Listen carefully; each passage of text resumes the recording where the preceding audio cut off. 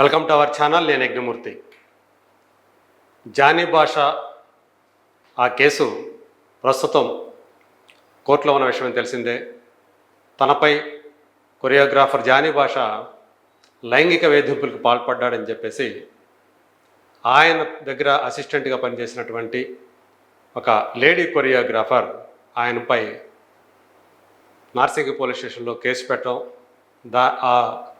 దానిపై దర్యాప్తు చేసినటువంటి పోలీసులు ఆయన అదుపులోకి తీసుకొని రిమాండ్కి తరలించడం, తదుపరి ఆయన బెయిల్ మీద విడుదల బయటికి రావడం మనం అందరం కూడా చూసాం.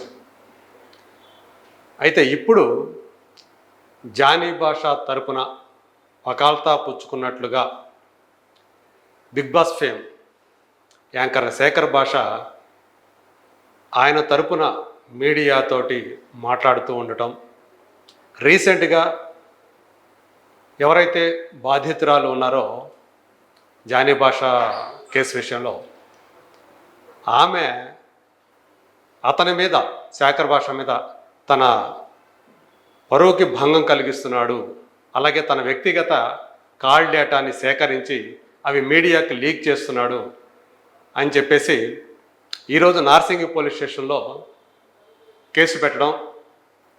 ఈ కేసు అంటే మరో కోణంలోకి మారిందని చెప్పేసి చెప్పుకోవచ్చు. సో ఒక మేల్ యాక్టివిస్ట్గా పేర్కొనేటువంటి తనను తాను సంబోధించుకునేటువంటి శేఖర్ భాషపై ఇప్పుడు ఆమె బాధితురాలు కేసు వేయటం అనేది చర్చనీయాంశమైంది. యాక్చువల్గా ఈ కేసు అంటే శేఖర్ భాష ఏదైతే ఏ కేసు గురించి అయితే జానీ భాష విషయంలో ఆయన వెనకేసుకొస్తూ మీడియాతో మాట్లాడుతూ ఉన్నాడో, మీడియాకి ఇంటర్వ్యూలు ఇస్తూ ఉన్నాడో, అదంతా ఉద్దేశపూర్వకంగానే చేస్తూ ఉన్నాడు.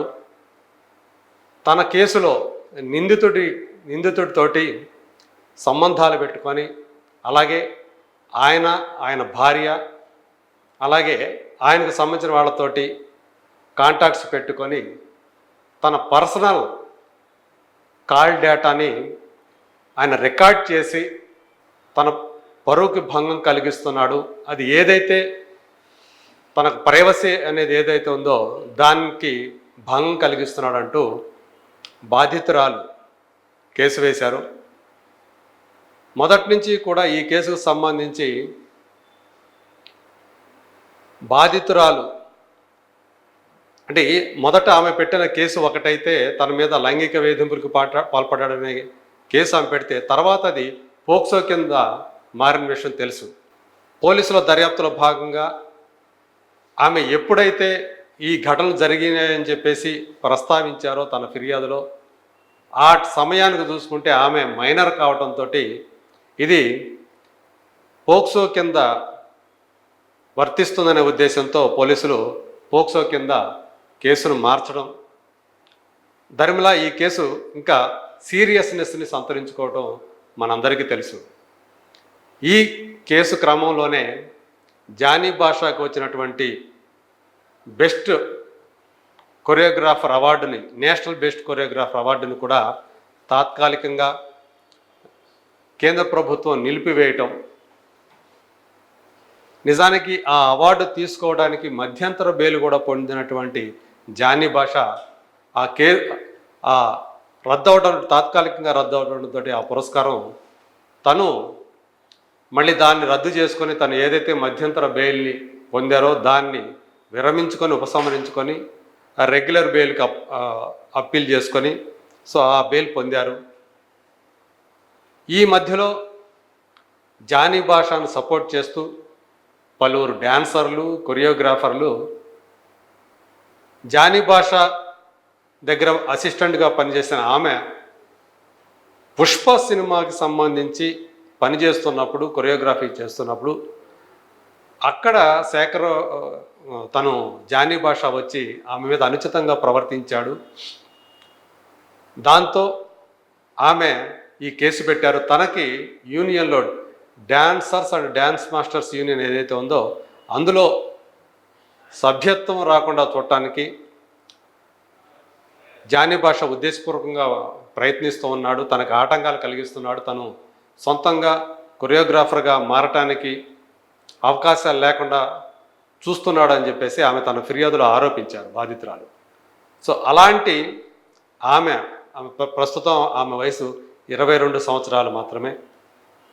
ఈ క్రమంలో జానీ భాషాని సపోర్ట్ చేస్తూ శేఖర్ భాష తీసుకున్నటువంటి ఆ స్టాండ్ ఏదైతే ఉందో అది కొంత వివాదాస్పదమైందని కూడా చెప్పాలి. ఒకవైపు పోష్ కమిటీ, తెలుగు చిత్ర పరిశ్రమ తరపున ఏర్పాటైనటువంటి లైంగిక వేధింపుల నిరోధక ప్యానెల్ ఏదైతే ఉందో ఆ ప్యానెల్ కూడా జానీ భాషానే దోషిగా నిర్ధారించుకొని బాధితురాల వైపు, లేడీ కొరియోగ్రాఫర్ వైపు నిలబడటం మనం చూసాం. రీసెంట్గా జానీ భాషకు సంబంధించి ఆ పోస్ట్ కమిటీకి చైర్పర్సన్ అయినటువంటి యాంకర్ ఝాన్సీ చేసినటువంటి సోషల్ మీడియాలో పెట్టినటువంటి పోస్టు కూడా చర్చనీయాంశమైంది. అది తన కేసుకు సంబంధం లేనటువంటి వేరే కేసుకు సంబంధించినటువంటి అంశమని, అయినా కానీ లైంగిక వేధింపుల కేసుకు ముడిపెట్టి కొంతమంది ఇలాంటి కుట్రలు చేస్తున్నారు అని చెప్పేసి జానీ భాష తన ఆవేదన వ్యక్తం చేశారు. మరి ఈ క్రమంలో ఇలాంటి విషయం జరుగుతున్నప్పుడు జానీ భాష తన ప్రెసిడెంట్షిప్ కూడా ఆ డ్యాన్స్ మాస్టర్స్ యూనియన్కి అప్పటిదాకా ప్రెసిడెంట్గా ఉన్నటువంటి ఆయన ఈ కేసు కారణంగానే ఆ అధ్యక్ష పదవి నుంచి దిగిపోవాల్సి వచ్చింది. ఆయన ప్లేస్లో వేరే వాళ్ళు తాత్కాలికంగా ఆ పదవి పదవులు చేపట్టారు. తర్వాత ఎన్నికలు కూడా జరిగాయి. తనకు తెలియకుండా ఎన్నికలు జరుపుతున్నారని చెప్పేసి ఈయన కోర్టుల మెట్లెక్కారు జానీ భాష.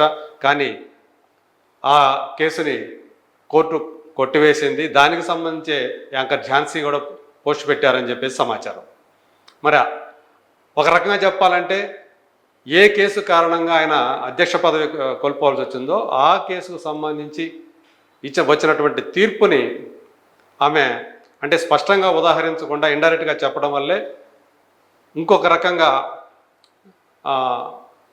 ఆ ఝాన్సీ పెట్టినటువంటి పోస్టు మరో రకంగా అర్థం చేసుకోవడానికి కారణమైందని అనుకోవాలి. సో ఇప్పుడు ఏదైతే శేఖర్ భాషకు సంబంధించి ఆమె పెట్టారో, బాధితురాలు పెట్టారో, సో మరి దీని మీద పోలీసులు ఎలాంటి యాక్షన్ తీసుకుంటారు ఏంటి అనేది చూడాల్సి ఉంది.